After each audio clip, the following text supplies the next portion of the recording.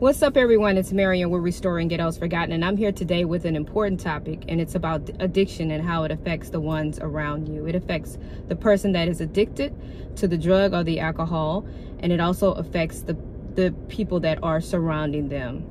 So if you haven't done so already, please click and subscribe on my YouTube channel for more real talk videos, and I'll jump right into it.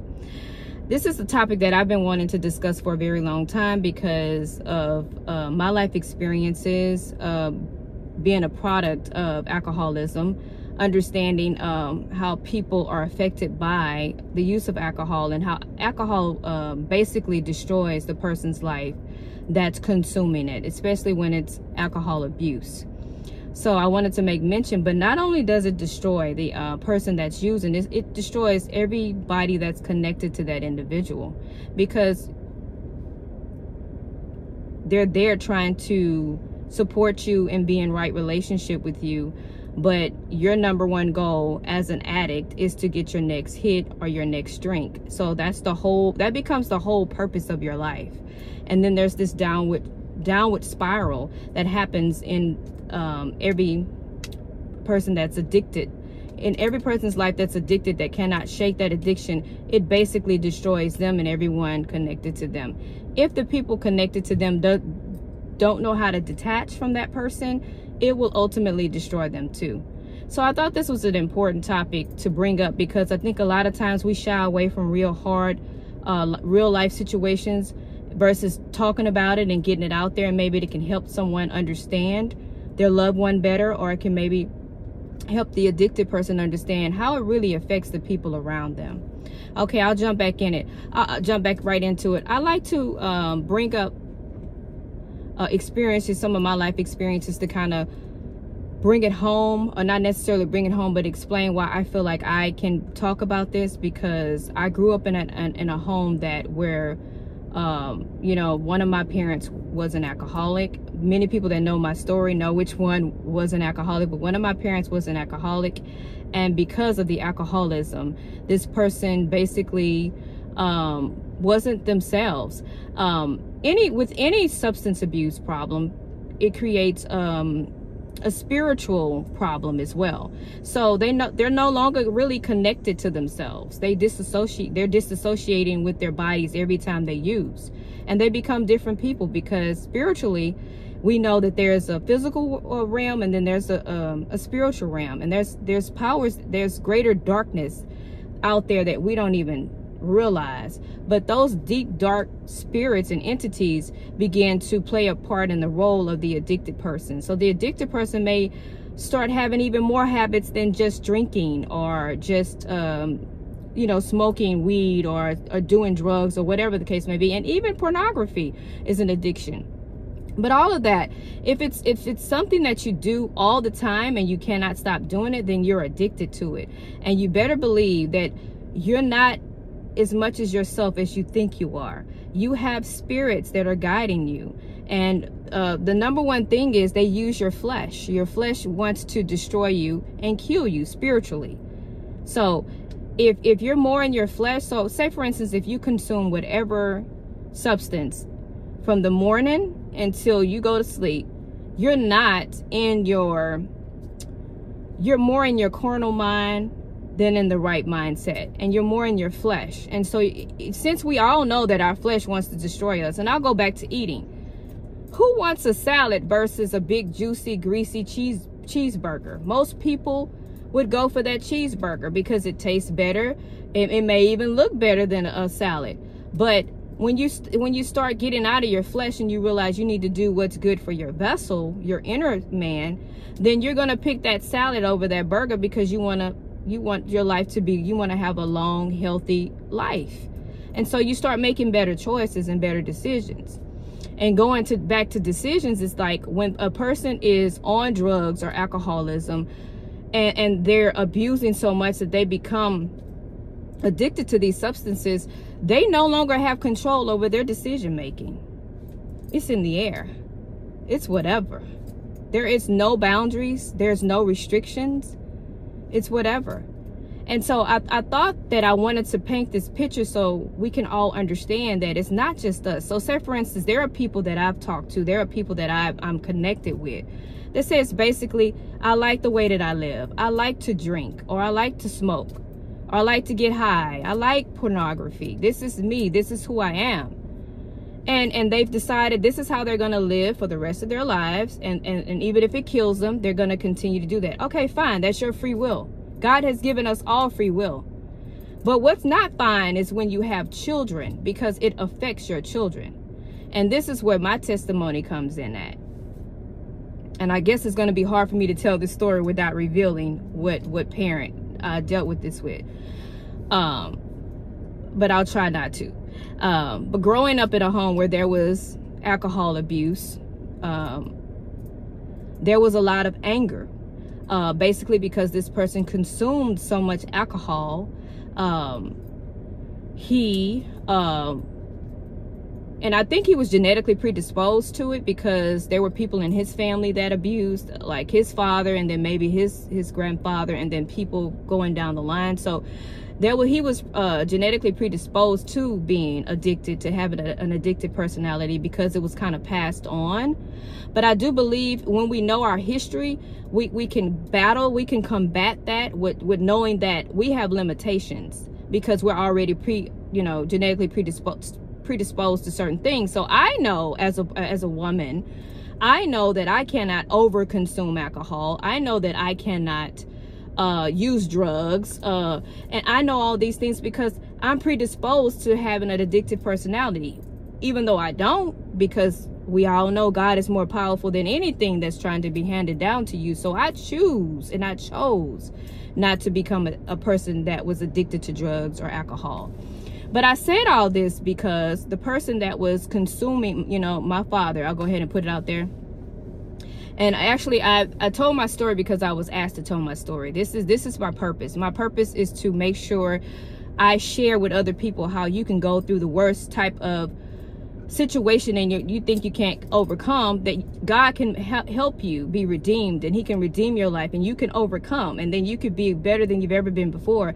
And you don't keep your testimony hidden. You have to tell what God has done for you. So that's why I tell my story, not to embarrass or to put to shame my family or some of the stuff that I've done even, but that's just to enlighten other people, so maybe they can learn from some of my life experiences and be encouraged to move beyond where they are.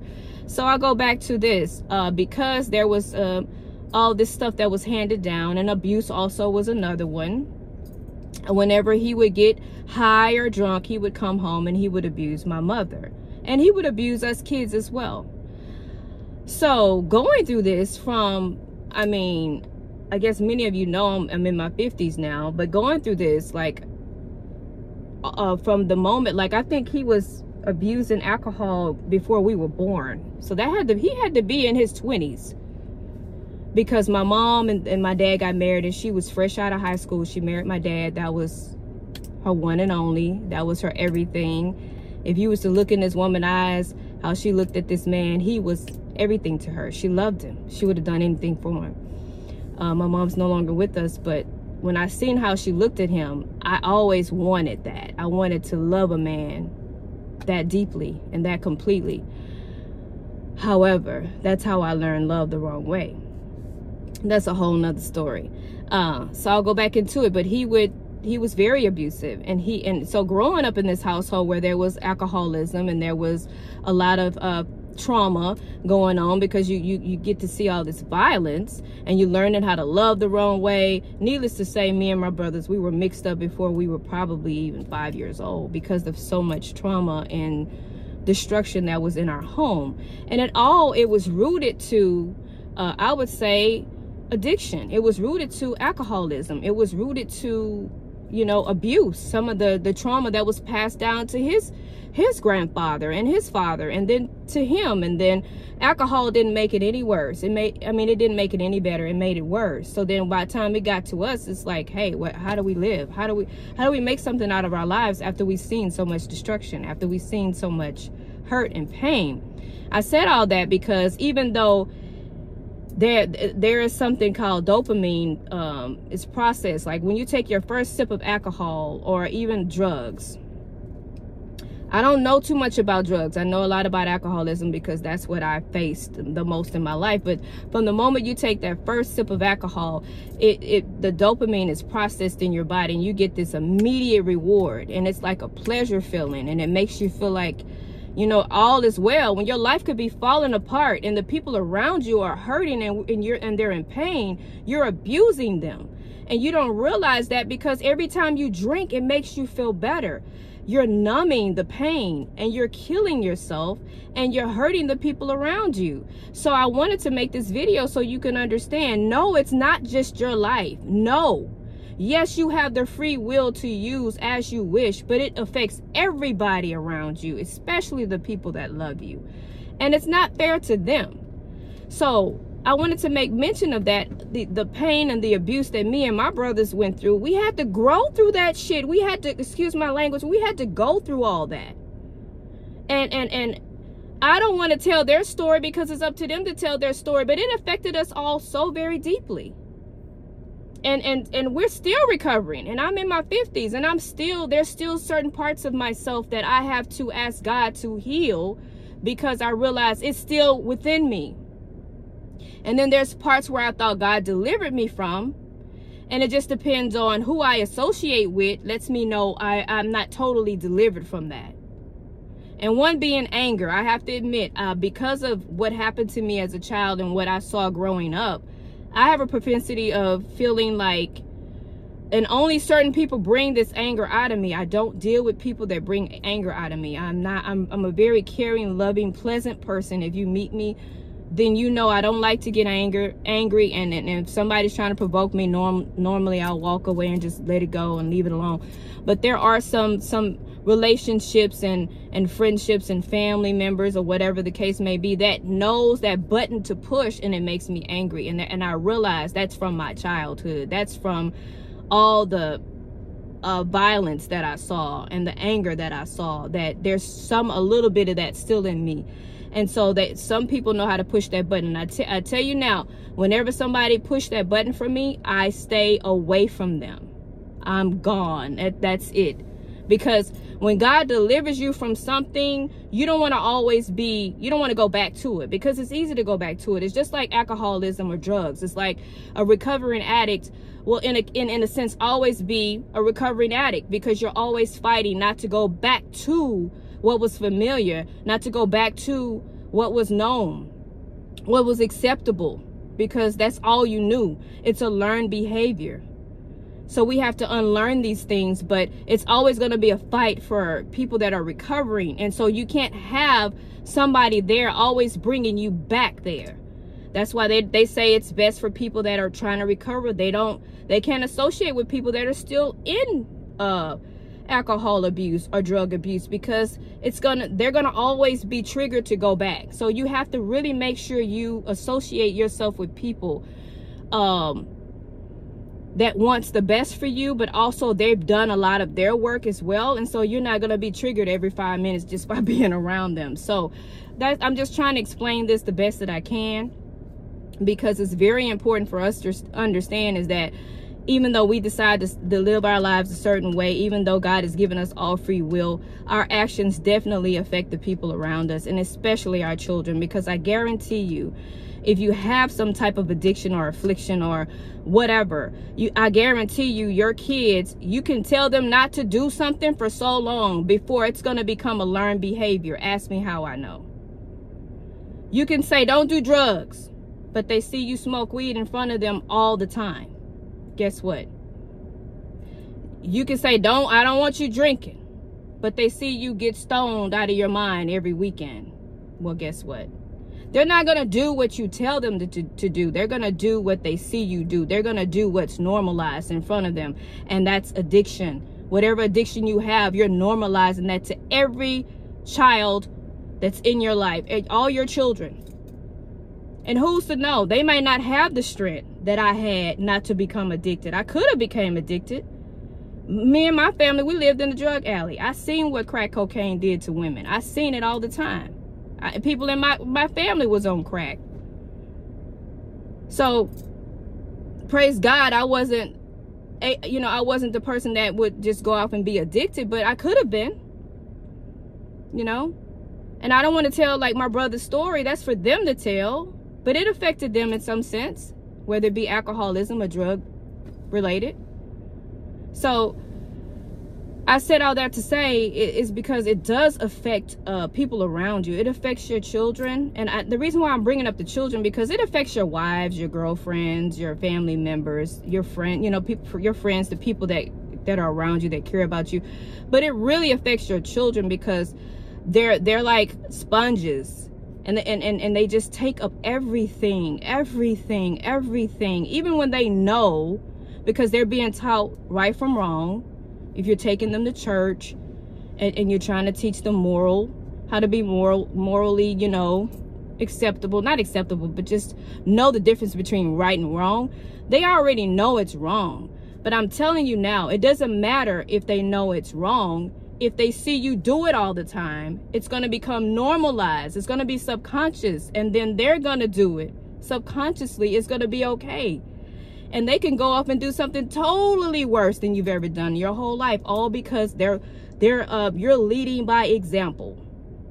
That's why I'm bringing this up, because this is extremely important for us to understand. It's not just you numbing your pain from whatever traumas or whatever life experiences you've had in the past, and you feel as though, I don't want to think about it, I don't like to feel this pain, I don't want to deal with it, I don't want to go to counseling, I don't want to do my work, I'm just gonna drink until I die, or I'm just gonna smoke this dope or pop these pills or whatever because I don't want to feel that pain. So this is how I cope. Well, guess what? Your children that you're rearing or you're raising may start to cope in the same way, and then it's just a generational hand-me-down. Some people call it generational curse. I'm sorry, I'm outside. I got people walking their dogs. They have so many dogs over here. I'm trying to get this video out because I need to go to work, but it's something I felt like I wanted to discuss, because it is affecting someone that I know that's extremely close to me, and that person needs to know that there is a way out. That person needs to know that they're loved and cared about. That person needs to know that it's affecting their children more than they think, and they need to really reconsider their lifestyle. If they care anything about their children, if they care anything about themselves and God. And one thing I've noticed, because I've been doing some research over this past year, is that people that are in active addiction, that means they are an addict. They are addicted right now. They're not in recovery. They're not beginning alcohol abuse or drug abuse. They're not in the beginning stage. They're in active addiction. That means they are addicted to whatever substance, or it could be pornography, whatever it may be.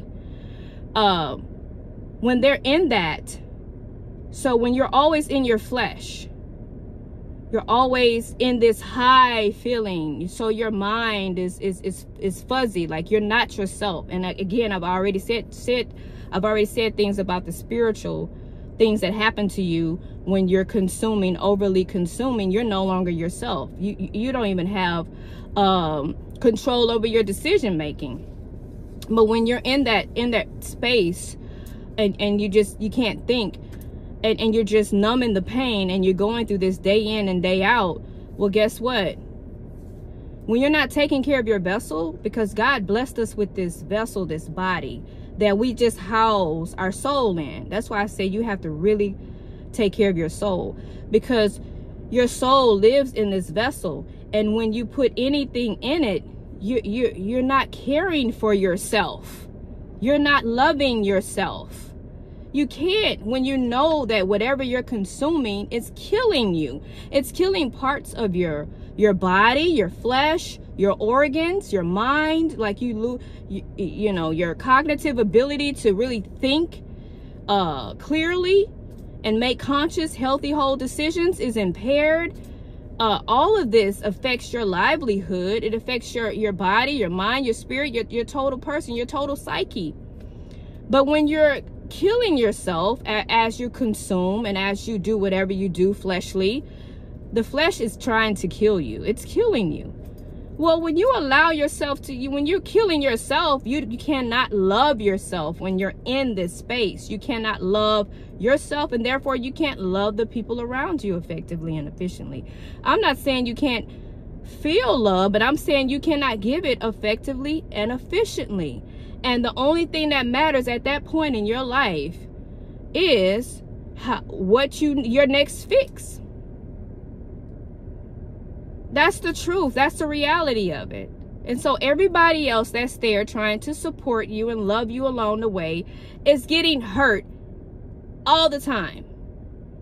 Every time you promise them something and the promise fall through, you're hurting your children like that. You're hurting the people that depend on you. You're hurting the people that care about you. You're hurting your parents. You're hurting your siblings. You're hurting people that love you and care for you.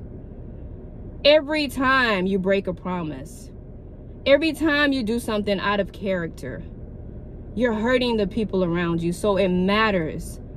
And we have to understand that karma, the karma that you put out there, hurting the people that love you, it's not going to dissipate and disappear, because the energy we put out into the world is something we're going to get back. So then you wonder why all this karma is coming and it's biting you in your ass, is because you've hurt so many people over however many years you've been addicted to whatever substance you're on. That karma is going to come back. So I always say, why not put a little good karma out there? Stop putting so much bad karma out there and just throwing it up in the air. I mean, because one day you're going to get to a space to where there may not be no recovery from whatever karma it is. Sometimes we don't recover from things. I mean, sometimes we make decisions. With our decisions, there are consequences, and some of those consequences follow us our whole lives. So I wanted to make this video because it's extremely important for us to understand how alcoholism and how drug abuse and how pornography or whatever addiction, it affects the people around us as well, not just us. And we have a responsibility to the people that we are around to honor them, to be good to them. And how do we do that? We have to do that with ourselves first. We have to recognize in our lives where we're our own poison and work on ourselves and do our work, and don't stay in this fog for the rest of our lives, hurting the people that surround us as well. But that's why another reason why you see some people that become addicted, they become hermits. They become people that just stay home. They don't like going out because they don't want to get close to anyone. Because if they get too close to people, the people are going to know their secret. I can spot. I always express I'm from the hood. I'm not ashamed of it. I got this certain street smart about myself that most people don't recognize, because when I'm out there in my professional world, I know how to speak correctly. I know how to act. I know how to have, light conversations or whatever the case may be. But there's this certain street smart that I have, and there's this certain intuition that I have. I can spot a person that's been on drugs, and they could have been off drugs for 20 years. I can spot it because I grew up around it. I can spot an alcoholic because I grew up around it. See, that's the thing. People think because they dress up, they put this mask on, they're beautiful. I'm not gonna say they're beautiful, but they're attractive, and they put this mask on, and they know how to just do stuff just right. And I got this video going just like I wanted to go, and now the people are coming to take the trash. But I'm not gonna stop this video, so please disregard any noise that you hear. And so they know how to clean up really, really well, right? And so to disguise the fact that they are addicted to some type of substance. But I tell you what, some people can see right through that facade. And from the very moment I recognize somebody has a problem, I don't judge them.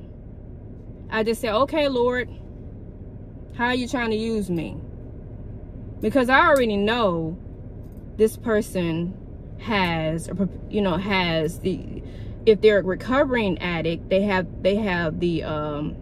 always have that little door or that little button that can be pushed that can push them over back to when they used to use.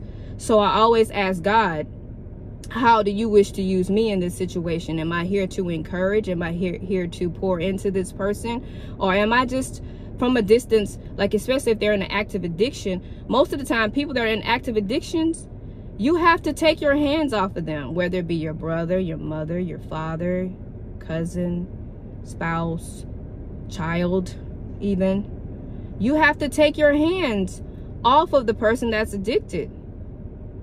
Because if you try to hold on to them, you could possibly get hurt. And it could be hard for you to recover. You know?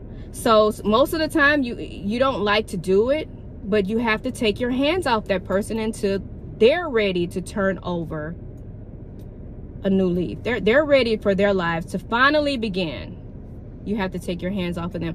And I want to say something about enabling as family members, because you know we love our families and we want to protect them and cushion them as much as possible. We don't want them to be, you know, murdered or killed or raped because they're on the streets or whatever. All that bad stuff that goes through our mind, you know, it terrifies us and it even cripples us sometimes. And that's how many of our family members can hold us hostage in their addiction. It's like it's their decision, it's their addiction.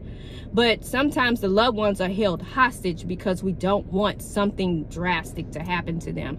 And I'm telling you now, enabling people could be even worse than handing them the drug itself or the alcohol itself, because you're keeping them in their active addiction longer when they don't have to deal with their consequences of what they've done, whatever that may be. That's how much longer they're going to stay in it. It's a guaranteed fact. Do the research, studies, whatever. You'll see. As long as they have enablers in their lives that's here to clean this up, clean that up, make this look better, tuck this away, throw this away, discard this, that person is going to stay in that active addiction even longer. They have to bite the brunt of their consequences in order for them to heal and go to their next journey. Because I guarantee you, the longer they're in their addiction is the longer they're not fulfilling God's purpose in their life. They're not fulfilling what they were sent here on earth to do. Then you're enabling that. So what do you think God may allow to happen to you? If he's saying, I told you to get out the way. I told you that 6 months ago. I told you that 10 years ago. But you're still over here crying and suffering because you refuse to let me do my work. Okay, now I gotta let you feel the consequences of what you're doing by enabling them. Now this is real. This is real. This is everyday real. I know people that have children that are addicted and they have to take their hands off of them. And as much as they don't want to, they have to. As much as they don't want to, they have to. And they continue to be spiritually, you know, they pray for their children and they do the best they can, but they can't give them no money. They can't do anything financial for them, because what are they going to do? They're going to go get their next hit. They're going to go get the next bottle. And they're just prolonging the work that they need to do for themselves. So we have to use some tough love for people that we really, really care about. But the number one thing is, when you are a family member of someone that's addicted, you gotta do some self-care, and you gotta put a protective layer over yourself, because if you don't, the enemy will use that against you. So you have to say, oh, whoa, this is not a good space. This is not a healthy space for me. This is not a clean space for me. I'm gonna back up, because you know, it's like, when you mean people well, when you genuinely love people, you want the best for them. So you want to add to their lives. And in return, you would like for them to add into your life, at least not hurt you. But when you're seeing you're being maliciously hurt, you gotta take your hands off those people. And I hope I made sense, because this video is actually for the person that is in active addiction, the person that's an addict. First of all, I don't look down on anybody, because I know life circumstances happen, and sometimes people need to just be able to, what's the word I want to use, to maintain or just survive their situation. And so they use that to numb the pain so they can go throughout their daily activities. But eventually it turns into more than just numbing the pain. It actually turns into an addiction. So I feel like we have to face that problem that we have in our inner man first, before, you know, so that it won't get the best of us, and then we become something that we never even thought we would become. People don't grow up and just say, I'm gonna be a crackhead. Like, that's what I aspire to be. I want to go out and just smoke crack and forget my children in this drug house, forget my children that I left with this guy I don't even know, and now all my kids done been molested. Forget my children, you know, at their uncle's house or their auntie's house, and they're being abused because I got to go out here and smoke crack. No, nobody wakes up and want to be a drug addict. Nobody wakes up and want to be an alcoholic. There's something that they're masking. There's some type of pain that they're feeling, that they're using to soften the blow or to make life so much more bearable. And in actuality, it's going to become an addiction, and it's addiction wants to kill you. If I can I just want to put it as simply as possible. Your addiction wants you dead. Your addiction is not here to keep you happy and to keep you flourishing. Your addiction wants to kill you. Your addiction wants to kill your flesh. So the more you consume whatever thing that you're doing, you're going to even develop even more spirits and demons, because then you're going to get addicted to pornography. Okay, it was just alcoholism at first, and then now I'm looking at porno. Okay, that ain't enough anymore. Then you're going to go into something that's even more worse than that. And then it's just going to keep growing. And before you know it, you're just this vessel. You're just this empty vessel of a person. And when somebody look in your eyes, they don't see nothing but darkness. Because spiritually, you're dead. You're walking around dead. That's why you need to feel that immediate pleasure. That's why you get high. Because your spirit is almost depleted. But there's a part of you that's still there. Hallelujah, Lord. There's a part of you that's still there, and you can fight. You can fight this spiritual battle that you're going. It's very spiritual. See, the enemy already know what your life, what God has in store for you. The enemy already know the greatness that's within you. He already knows that. So as much as he can put all the pleasures of this world in front of you, guess what? You can have it all. You can have all this pleasure, all the women you want to have. All the unprotected sex. Okay, yes, I already told you your flesh trying to kill you, right? All the unprotected sex. Okay. All the drugs, all the alcoholism. Okay, your organs are dying. Okay, more and more. Some people are addicted to, they overeat, gluttony. All this delicious bad food. Okay, you can have it all. High blood pressure, diabetes, heart disease. Okay, you can have it.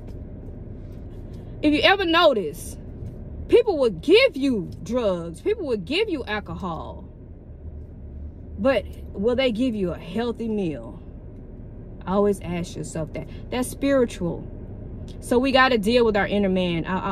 That's the whole part of my channel, is so that I can use encouragement, hopefully through some of my life experiences, to help people understand it's deeper than what we think. Everything is not superficial. A lot of people think, oh, it's just so superficial. No, it's soul related.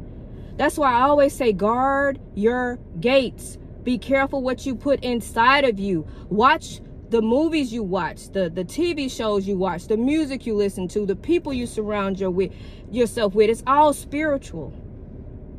All spiritual. And when you start going through your spiritual awakening, like me, I'm not perfect. I fall short every day, and I get on my knees and I ask God to heal me and help me, and I purge myself all the time, because I fall like everybody else.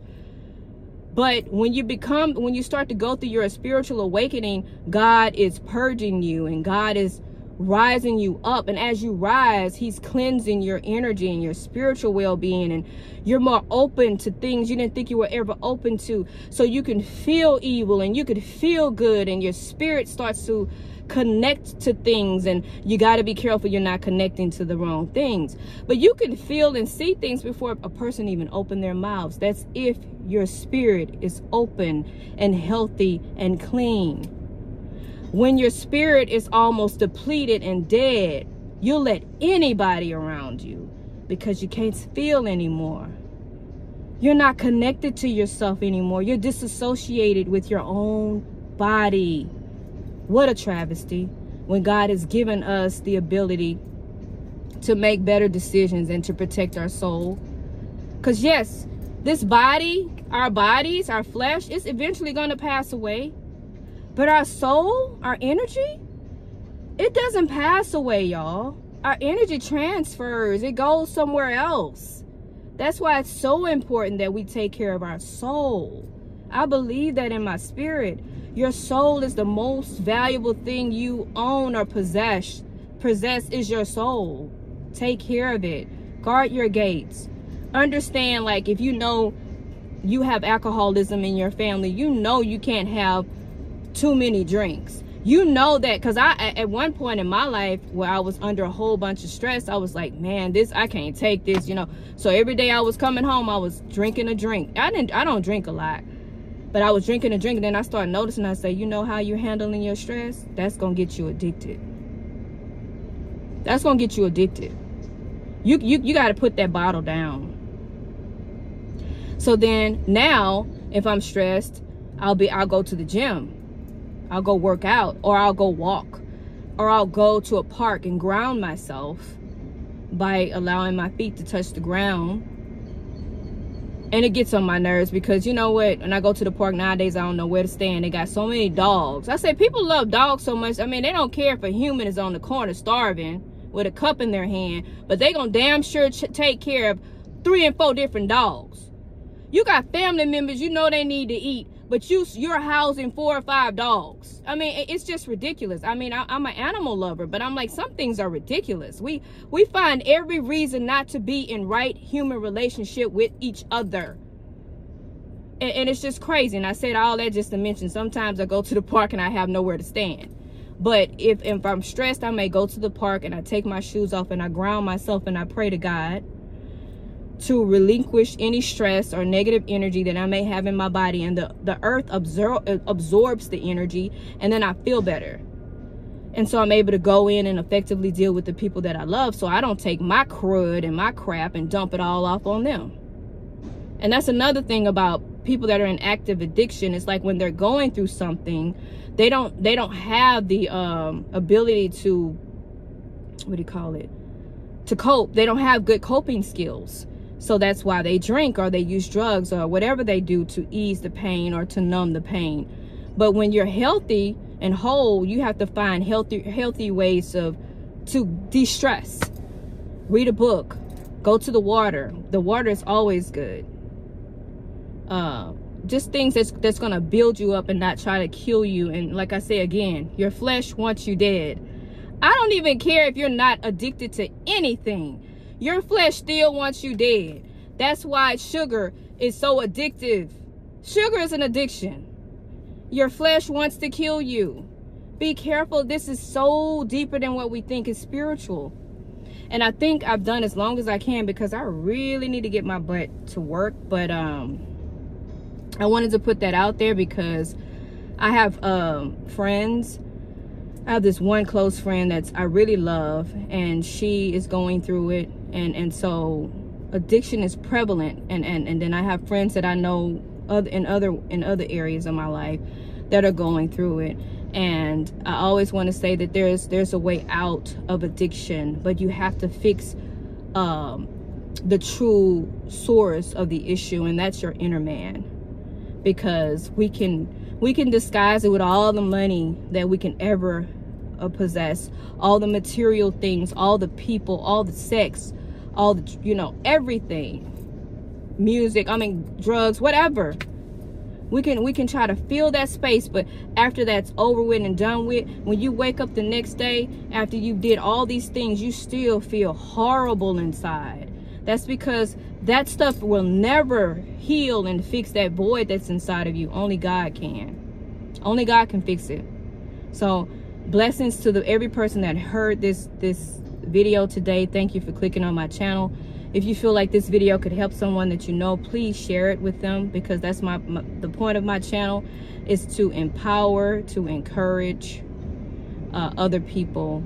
And through the giving of my testimony and my life experiences, trying to be as humbly open as I possibly can be.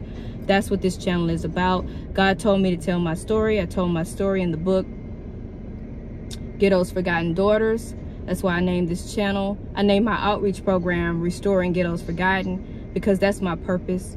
My purpose in life is to help people that grew up in almost impossible situations to understand that they can make it out. And not only make it out, they can go back and help. So that's what this channel is, trying to promote positivity in our community to grow us, because it goes so much deeper and I don't have time to explain it. But we were set up before we even began. It's all been a setup, because the powers that be know the power that we as African American people have within. I love all people, but I'm just saying, we were set up from the beginning, and we got to know that, and we got to study and show ourselves approved. We got to fix our vessels. We got to protect our vessels, because our soul has to reside and live there. And I would want everybody to always want to have a positive life force. Our soul is a life force. What use is it if it's dark? What use? How is God using you? Ask yourself that. If God cannot use you effectively and efficiently, what is your purpose?